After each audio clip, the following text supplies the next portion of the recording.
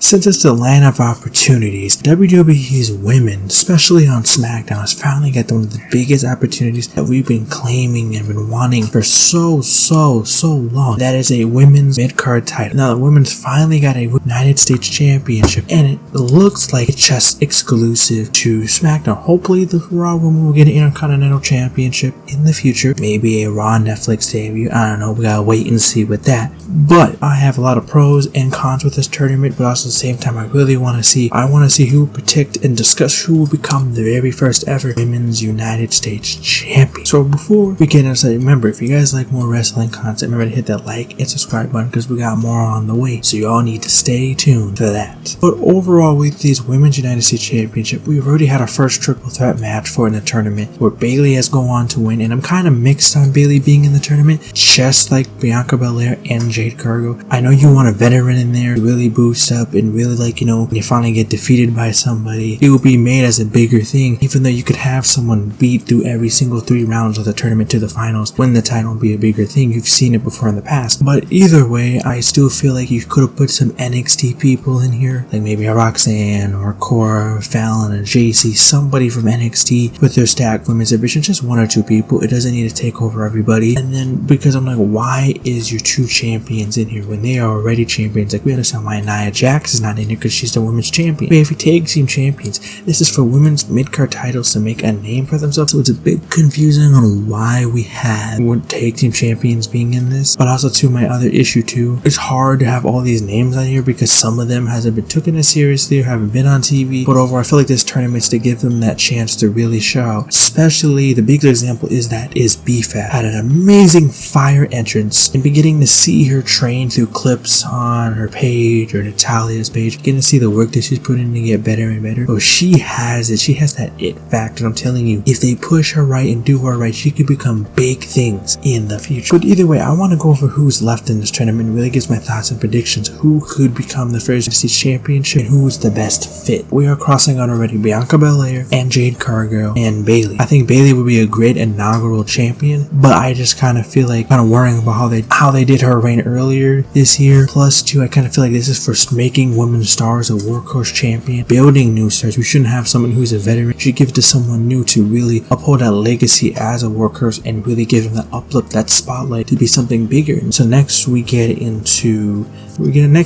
Blair Davenport. I kind of feel mixed reviews because not all NXT call-ups get the big giant spotlight. You could see like a Tiffany Stratton, Braun Breaker getting those type of spotlights. But to me, out of all people, I thought she was the most ready and seemed like the most ready. She's done almost everything in NXT. I feel like if they did, because she's very talented and very great, I feel like they pushed her right, they could have did her right. But it's been a mixed bag with her booking. And the last time we've seen Blair Davenport on TV was when she was teaming up with the Unholy Union when they were tag team champions. But so it's just kind of like, I don't feel like, even though this would be a great spot to push her into, I just feel like she's barely been on TV or built up for this tournament. So I cannot really believe that Blair Davenport has any chance of winning this tournament. So I'm taking out Blair Davenport. Then you go into probably the fan favorite, which is Chelsea Green. And to me, Chelsea Green would be perfect. She has her character work down, plus she hits the right moments in the right parts, knows how to be comedic, knows how to be funny, knows how to really use her character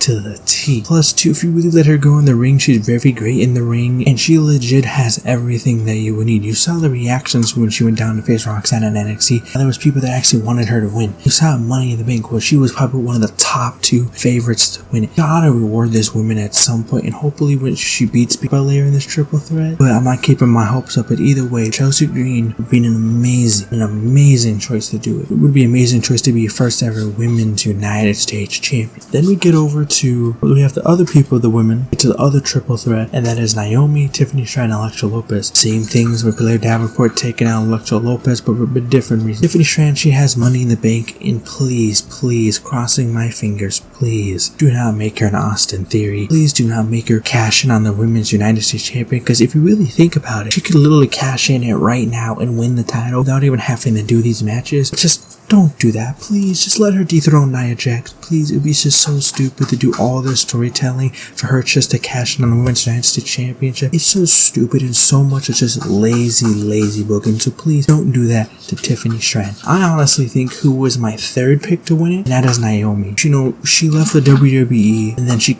did this whole run in TNA or Impact and was showing how she really is about it, how we need to take her seriously, and she showcased why she can be a champion, why she can be a face of your division, really showed up and showed why she is great and special, so talented. And I feel like she would, and when she came back to the Royal Rumble, we were excited, and she paired up with Bianca Belair, Jade Cargill, Bayley in certain moments, and I just kind of feel like they never really pushed her. Like, I feel like she was kind of like that last one in the back. Like, you had Bianca, Jade, then Bayley, then Naomi. Naomi was always all the way in the back and never had that moment to shine, and I feel like this could be her moment because one, fans love her. She's probably one of the best in the ring, pretty good at promos, and I think she could really be a great stamping point of what a women's mid-card champion should be. And I feel like Naomi could be the perfect, and I mean the perfect pick to be a women's United States champion. And we get into our last triple threat, and that is Piper Niven, Michin, and Jade Cargill. And I'm taking out Jade Cargill, like I said earlier. Piper Niven, I'm also taking out just because it's kind of, I'm just taking out Piper Niven just because, even though I think she would be a great choice to potentially be first ever women's United States champion, I just kind of feel like it's not her time. I just, in my head, I just don't feel like WWE sees her as a champion, not right now, potentially down the road in the future. Then we get into Michin. I feel like she's probably one of the top 3 women who most improved in the WWE this year, who really showcased and showed out why they are the best. But she has the confidence, she has the grit on promo, she's great in ring. Like, she has really showcased what a workhorse is and really worked her butt off this whole year, from the beginning of the year, from facing Io Sky on New Year's Revolution on SmackDown to all the way now from having all these great feuds from like Chelsea, Naomi, and Nia, like all these great feuds, and really showcased and showed out what Michin is really about. To me, she was my first pick, and I would never complain as Michin as United States champion because she fits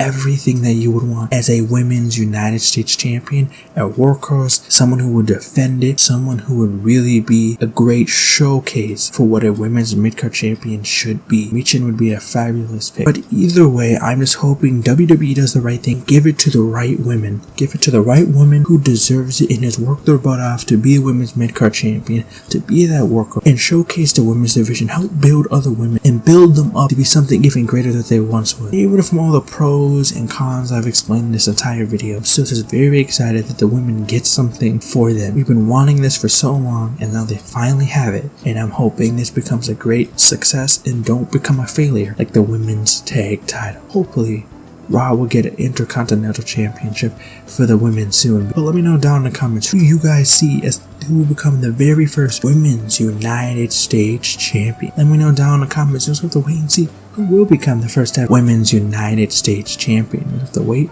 and find out. But I'll see you all later.